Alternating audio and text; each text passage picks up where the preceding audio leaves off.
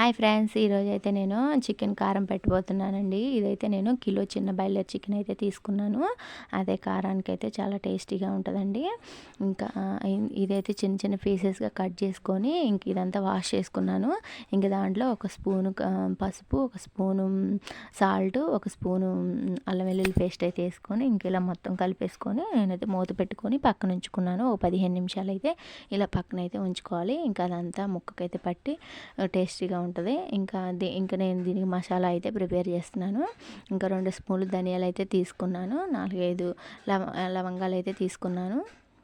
ఇంకా దాని తర్వాత చెక్క తీసుకున్నాను, తర్వాత యాలకులు, ఇవన్నీ కూడా లైట్గా వేయించుకోవాలండి. దాని తర్వాత మనం కొంచెం అంత మెంతులు, కొంచెం ఆవాలు కూడా వేసుకుంటే, జీలకర్ర కూడా వేసుకోవాలి. కొంచెం ఆ వీడియో అయితే నాకు మిస్ అయింది, మీరు కావాలంటే జీలకర్ర కూడా వేసుకోవచ్చు.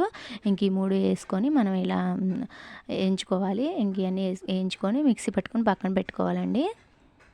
ఇంకా ఇలా నేనైతే వేయించడం అయితే అయిపోయింది. ఇంకా దాన్ని మిక్సీ పట్టుకొని పక్కన పెట్టుకున్నాను.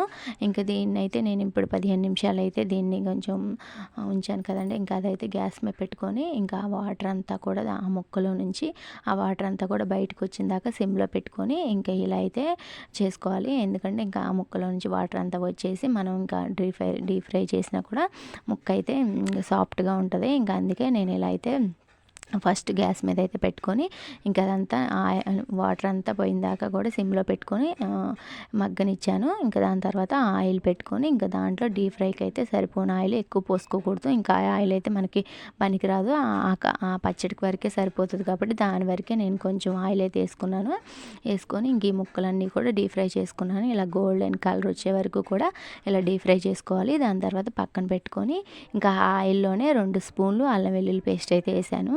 ఇది నేను అప్పటికప్పుడు పట్టిన అల్లం వెల్లుల్లి పేస్టేనండి. ఇంక ఇలా ఫ్రిడ్జ్లో పెట్టిన అల్లం వెల్లుల్లి పేస్ట్ అయితే వేయకండి, అంత టేస్ట్ అయితే ఉండదు. ఇది నేను అప్పటికప్పుడు అల్లం వెల్లుల్లి పేస్ట్ అయితే పట్టాను. ఇంకా అది కూడా గోల్డెన్ కలర్ వచ్చిన దాకా ఆ నూనెలో అయితే ఫ్రై చేసుకోవాలి. ఇంకా అప్పుడు గ్యాస్ కట్టేసి అది కొంచెం వేడిగా ఉండగానే నేనైతే ఒక గ్లాస్ కారం అయితే వేసాను. కలర్ ఉన్న కారం అయితే కొంచెం కలర్ఫుల్గా ఉంటుంది. నేను కలర్గా ఉన్న కారం అయితే వేసాను. దాంతో ఒక గ్లాస్ కారానికి ఇంకా అర గ్లాస్ ఉప్పు అయితే పోసాను. ఇంకొంచెం తక్కువే పోసాను, మీ టేస్ట్కి తగ్గట్టు మీరైతే సాల్ట్ వేసుకోండి.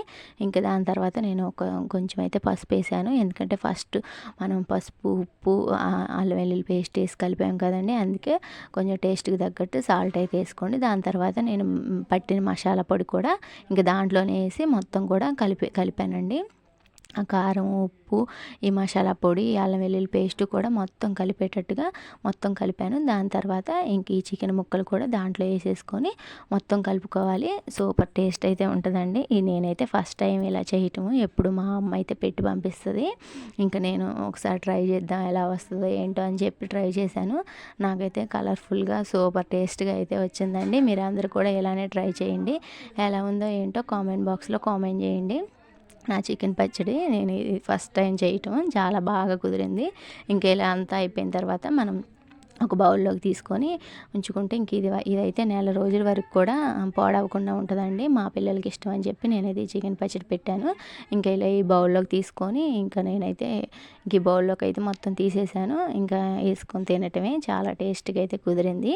మీరందరూ కూడా ఇది ట్రై చేయండి. ట్రై చేసి ఎలా ఉందో ఏంటో కామెంట్ బాక్స్లో కామెంట్ చేయండి. నాకైతే సూపర్గా కుదిరింది, కలర్ఫుల్గా కూడా ఉందండి. నేనైతే ఫస్ట్ టైం చేయటం కదా, చాలా సంతోషంగా ఉంది, ఎందుకంటే కలర్ఫుల్గా ఉందని. Boy friends.